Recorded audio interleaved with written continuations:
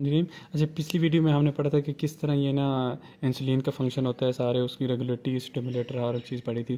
तो इस वीडियो में हमने क्या पढ़ना है कि action of mechanism of action of insulin, ये लिपन कोड में भी मौजूद है, तो आप वहाँ पे देख लें। और मैं इसको जो है मज़ीद आपको समझा देता हूँ कैसे होता है कि जो होते हैं ना सेल मेम्ब्रेन ऐसे हो, अगर यहाँ पे मैं 2 उंगलियों से कहूँ कि ये हमारी सेल मेम्ब्रेन है, ठीक है। तो सेल मेम्ब्रेन के अंदर इस तरह हमारे पास टायरोसिन जो होता है ना, रिसेप्टर टायरोसिन मौजूद होता है। उसका अल्फ़ा यूनिट जो है ना वो मेम्ब्रेन से बाहर होता है, ये मेम्ब्रेन इससे बाहर होता है। और बीटा यूनिट जो होता है मेम्ब्रेन के अंदर भी होता है और कुछ पार्ट उसका सेल के अंदर भी होता है।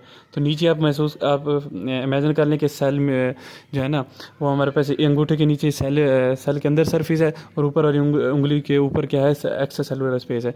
तो अल्फ़ा यूनिट यहाँ पे आप देख सकते हैं कि ये देखो अल्फ़ा यूनिट बाहर पड़े हैं, और बीटा यूनिट जो है ना सेल मेम्ब्रेन के अंदर भी पड़े हैं, और उसके साथ साथ सेल के अंदर भी आ जाते हैं।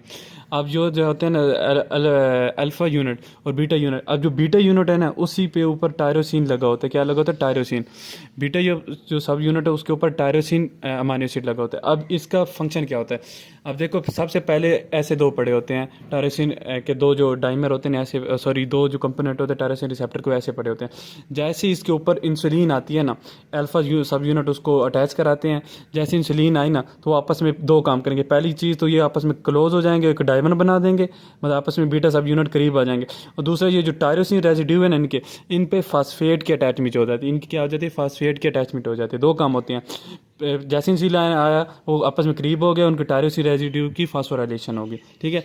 ऐसी बुक में दिया हुआ है कि सिंपल ये होता है। अब ये जैसे इंसुलिन आया तो इंसुलिन आने की वजह से ये दो डायमर आपस में करीब आ गए, और दूसरे इनके जो टायरोसिन रेजिड्यू थे उन पर फास्फेट लग गया, पी लग गया। देखो यहाँ पे बिल्कुल खाली थे, टायरोसिन सिंपल थे, यहाँ पे इसकी फास्फोराइलेशन होगी, ठीक है। अब दूसरे स्टेप में क्या होता है, यही जो होते हैं ना बीटा सब यूनिट, ये जब खुद फास्फोराइलेट हो जाते हैं ना, अब इनके पास जैसे ही कुछ पैसा आता है वो चाहते हैं कि हम किसी और को भी दे दें। वो क्या कहते हैं, जैसे उनके पास फास्फेट आ जाता है टायरोसिन रेजिड्यू पे, वो क्या कहते हैं, बीटा सब यूनिट एक्टिव हो जाते हैं, उनके पास पैसा आ गया, वो एक्टिव हो जाते हैं, जिसकी वजह से वो क्या करते हैं कि वो insulin receptor substance IRS, insulin receptor substance को क्या कर देते हैं, उसकी भी फास्फोराइलेशन करा देते हैं। अच्छा, ये आपने याद रखनी कि मोस्टली हमारी बुक्स में ना जितनी भी फास्फोराइलेशन होती है वो टायरोसिन रेजिड्यू पे होती है, ठीक है। तो IRS एक प्रोटीन है, उसके टायरोसिन रेजिड्यू जो होते हैं ना उस पर फास्फोराइलेशन कराते हैं। IRS थी हैं, उस पर इसकी फास्फोराइलेशन करा दी, ठीक है। अब वो जैसे ही फास्फोराइलेशन हो जाती है IRS की, इंसुलिन रिसेप्टर समसा, तो वो जैसे उसके पास फास्फोराइलेशन होती है तो वो एक्टिव हो जाता है। जब वो एक्टिवेट हो जाता है ना तो वो डिफरेंट काम करता है, जो कि हमने पहले ही पढ़ लिया है। क्यों क्या कहते हैं, ग्लूकोज के अपटेक को हमारे पास इंक्रीज़ कर देगा, ग्लाइकोजन जो है उसकी सेंसिस इंक्रीज़ कर देगा ताकि ग्लूकोज ज़्यादा से ज़्यादा ग्लाइकोजन में कन्वर्ट हो जाए, प्रोटीन को भी इंक्रीज़ करेगा ताकि ग्लूकोज प्रोटीन में कन्वर्ट हो जाए, फैटी एसिड की सेंसिस कराएगा ताकि फैटी एसिड जो ग्लूकोज है फैटी एसिड में कन्वर्ट हो जाए, sorry fat synthesis, fatty acid नहीं फैट सेंसिस, ठीक है।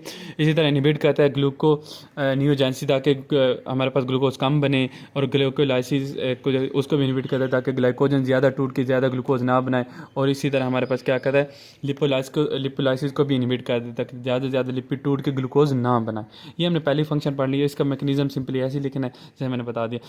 फर्स्ट टाइम में क्या होता है, इंसुलिन रिसेप्टर आए, बीटा सब यूनिट जो करीब आए, उनकी टायरोसिन रेजिड्यू पे फास्फोराइलेशन हुई। जैसे उनकी फास्फोराइलेशन होती है वो खुद एक्टिव हो जाते हैं, तो उसके बाद दूसरे को एक्टिव करते हैं, एक चीज़ को जिसको कहते हैं इंसुलिन रिसेप्टर सब्सटेंस। अब उसको एक्टिव कैसे करते हैं कि उसकी सिंपली उसके टायरोसिन रेजिड्यू खाली होता है, फास्फेट नहीं होता, उसकी फास्फोराइलेशन करा देते हैं। जब उसकी फास्फोराइलेशन होती है तो इंसुलिन रिसेप्टर सब्सटेंस एक्टिव हो जाता है और ये सारे काम करता है। इसी तरह आपने बिल्कुल बनाने देना है। अच्छा, थैंक यू। अगर आपको वीडियो अच्छी लगी तो सब्सक्राइब लाजमी कर दें, चैनल को लाइक कर दें, लाइक लाजमी।